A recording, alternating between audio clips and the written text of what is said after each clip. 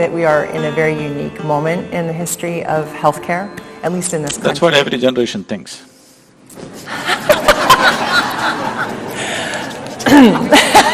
Well, let me give you some data points, maybe I can convince you. But what I mean by that is, even those of us who may really feel quite attached to the current medical model, to re-look at that in a new way, simply because it's not working.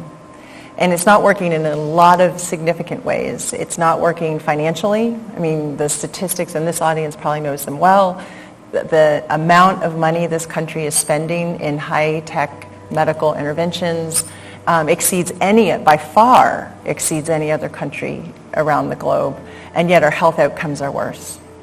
Interesting now that I live in the Veterans Administration and I interface quite a bit with the Department of Defense, a statistic, I was in a meeting not very long ago, and someone from the Department of Defense said, do you know this health in this country is an issue of national security? And I thought for a minute, like, what is he talking about, right?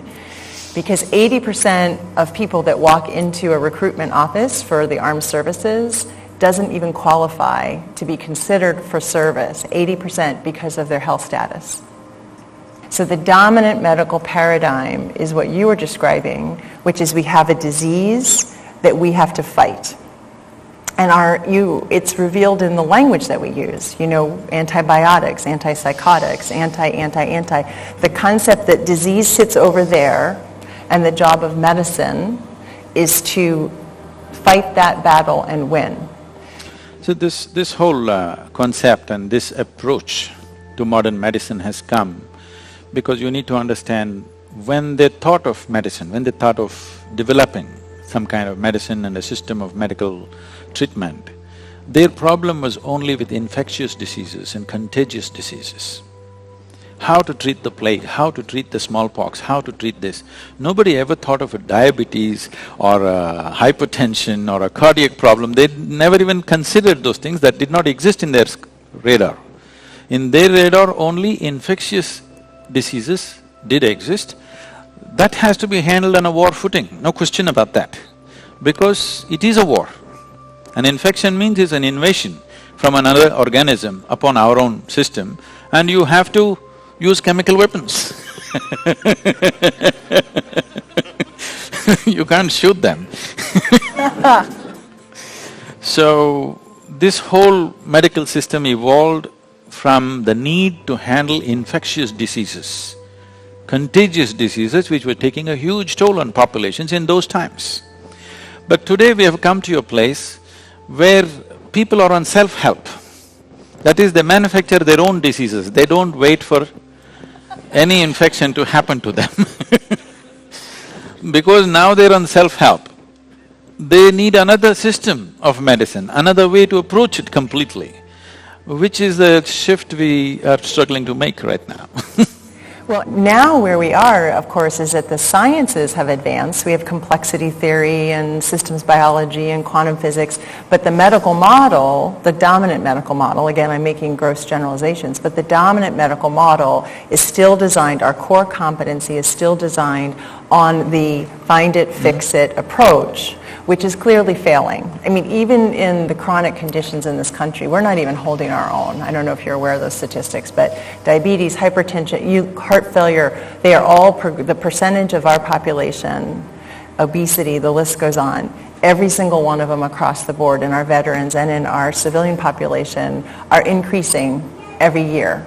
So we're failing, and I believe that uncoupling and removing the boundary, shall we say, between medicine that has been held over here and health and spirituality and whatever labels we want to put on this over here. One response right now in this country is, even with Affordable Care Act, well, we have to focus more on health. So one response is, well, medicine will keep doing disease management over here, and then we can pay a little more attention and hopefully reimburse a little more for health optimization over here. I personally think, and then I want your thoughts on this, that's better than not including this, but the real opportunity is to remove the boundaries. These are not separate things. the mind and the body are not separate things. And in Western medicine, we're taught to diagnose and treat the diseases of the body, the diseases of the mind. But we have missed that the doorway to the health and healing of the body and mind is really, in my opinion, the heart and the soul. So how do we re-envision a future of healthcare where there aren't those boundaries? See, the ideal is one thing, and what we can do today is a different thing, okay? The ideal would be that we look at human well-being, not human health.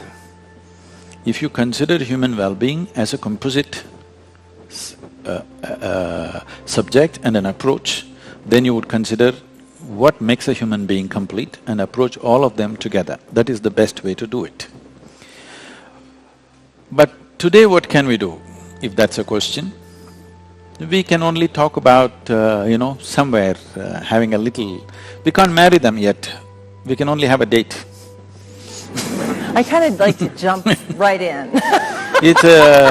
The situation is not ready to simply get them together, no, because a lot more work has to be done, it's not going to happen in a short span of time. But we can start interfacing here and there. It is possible that hospitals can have a meditation center going within them, and it is possible meditation centers already generally have, but we can make sure that there's a little bit of health center out there. We can start having a little bit of a skirmish right now. Right now they're not ready for total union because in both the sides, there are too many opinions about each other. Largely, people are not looking at the whole health as such. They are trying to impart what they have studied or what they have grasped. It doesn't matter whether it addresses the whole humanity or the whole human being or not. So, that attitudinal change is not going to happen just like that. Till a day comes when medical education includes all these things, which may make it even longer than the way it is right now. And I would like to see a day when doctors, before they touch another patient, first fix themselves internally before they touch somebody else, because this is all important. When I say this is all important, for example, we were talking about Bhuta Shuddhi or handling the elements. Today, sufficient research has gone into, particularly into water, scientific research. And what these scientists are saying is, water has memory. If you give it a thought, it remembers. If you give it an emotion, it remembers. If you give it a touch, it remembers. So, if elements have that kind of memory outside, you can change the quality of water just by touching it or with a thought or an emotion or a hand. There's a beautiful experiment conducted by a 12-year-old girl and a 10-year-old boy in India. What they did was, they read about this somewhere on the internet and they came home and they set up 2 glass pots of water. One room, same water in 2 glass pots. One room they go and express very loving emotions, they touch it, they kiss it, they hug it every day for 10 minutes. Another room they go and abuse it and express all kinds of negativity. Their mother was very concerned, I can't believe they have so much negative emotion in them. They're expressing it to the water. In 10 days' time, this water for which they were abusing and expressing negative emotion, it turned dark. The other water remained just like that. They posted it on the YouTube, you must see it. So, this is something we have always known. In India, in part of our life, nobody in traditional Indian home ever drinks water from a tap. It doesn't matter whether it's potable or not potable. Even if it's said potable, it is not. What we do is, we take a copper vessel or see here they put otherwise always next to me there's a copper vessel or a brass vessel, and they will take it, they'll wash it with turmeric and tamarind and everything in the night, put water in it, they will apply what is considered sacred symbols on it, they worship this, and then only tomorrow morning it is given to your family. Because water has memory. They're saying if the water is pumped through the pipe, if pumped through the pipe and it's taking 50 bends by the time it comes to your house, by the time it comes to your house, 60% of it, the molecular change in it is such that it is literally turned into poison. But if you take it in your glass and hold it for about 20 minutes, it will undo itself.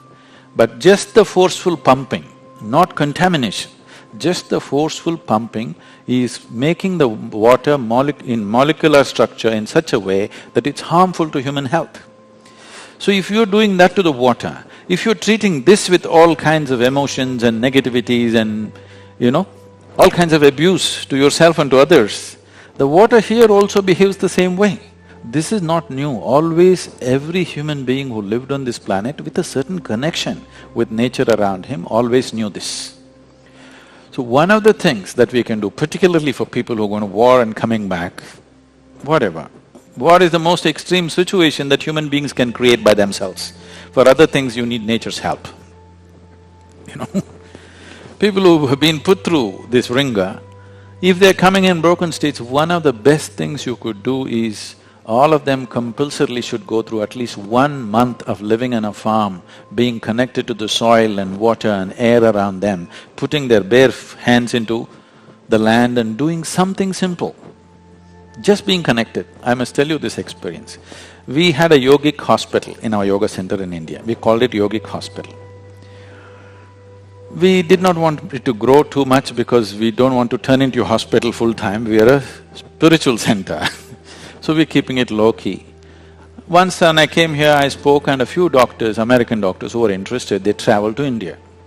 They came and stayed there for 3 days and after 3 days, one of the volunteers came and told me all the American doctors are up in arms, they want to leave.